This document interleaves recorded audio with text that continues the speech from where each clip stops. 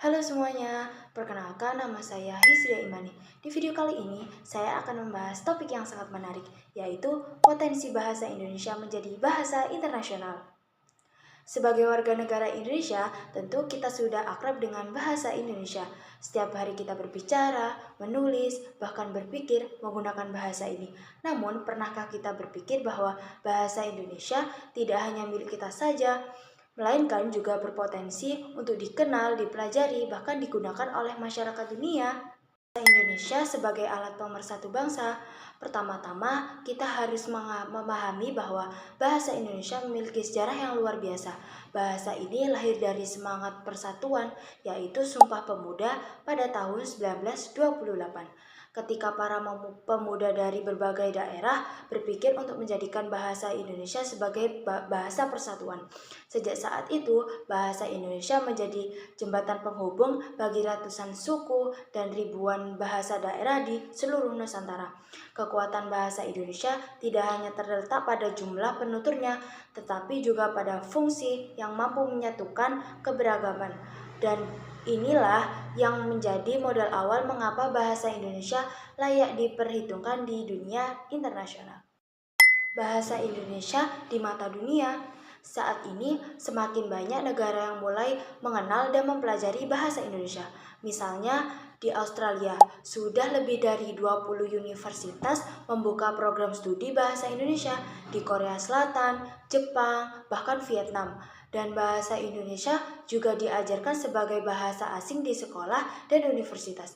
Bahkan di beberapa negara Eropa seperti Jerman dan Belanda, lembaga kebudayaan dan universitas mulai mengadakan kelas bahasa Indonesia. Data dari Badan Pengembang dan Pembinaan Bahasa menunjukkan bahwa lebih dari 45 negara di dunia telah membuka program bahasa Indonesia bagi penutur asing. Hal ini menandakan bahwa minat masyarakat di dunia terhadap bahasa Indonesia semakin meningkat.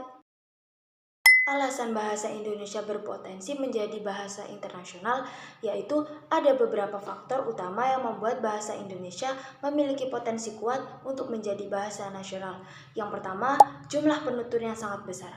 Bahasa Indonesia digunakan lebih dari 275 juta orang di Indonesia dan jutaan lainnya di negara tetangga seperti Malaysia, Brunei Darussalam, Timor Leste, bahkan sebagian wilayah di Thailand dan Filipina. Yang kedua, struktur bahasa Indonesia yang sederhana dan logis. Bahasa Indonesia tergolong mudah dipelajari. Tata bahasanya yang tidak serumit bahasa Inggris atau Prancis karena tidak mengenal perubahan kata kerja berdasarkan waktu, tidak ada bentuk jamak dengan perubahan kata, dan cara pelafalannya sesuai dengan ejaan. Misalnya, kata makan akan tetap makan dalam beberapa waktu, baik kemarin, sekarang, maupun nanti. Ini menjadi daya tarik tersendiri bagi pembelajar asing. Yang ketiga, pengaruh teknologi dan media sosial. Di era digital, penyebaran bahasa menjadi jauh lebih mudah. Banyak kreator konten, musisi, film Indonesia yang kini mendunia.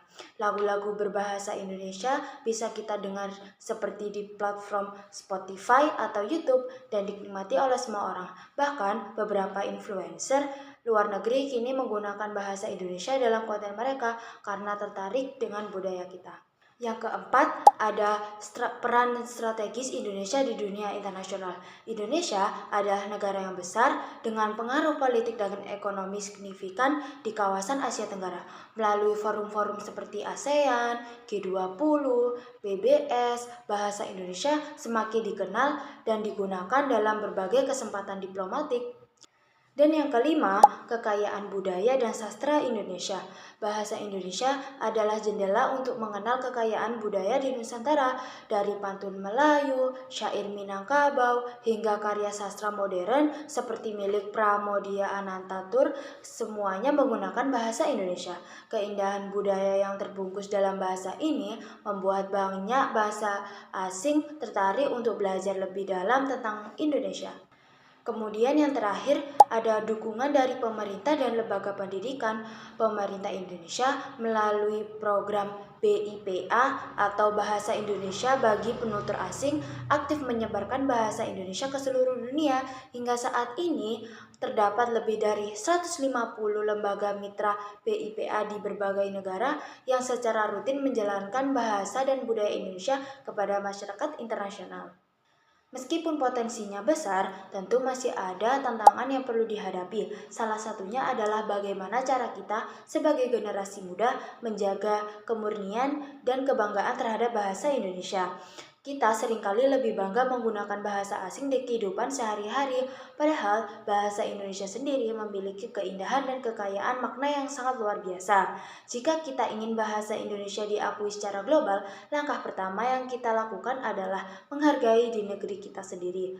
Gunakan bahasa Indonesia dengan baik, baik di media sosial, di dunia pendidikan, maupun dalam karya-karya kreatif yang kita hasilkan. Dari pembahasan tadi, kita dapat menyimpulkan bahwa bahasa Indonesia memiliki semua syarat untuk menjadi bahasa internasional, mulai dari jumlah penutur yang besar, struktur yang mudah dipahami, dukungan dari pemerintah, dan bahkan daya tarik budaya yang sangat kuat.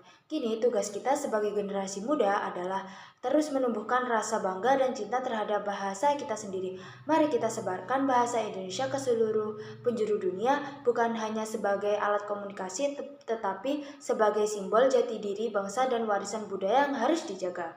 Bangga berbahasa Indonesia karena melalui bahasa dunia dapat mengenal siapa kita.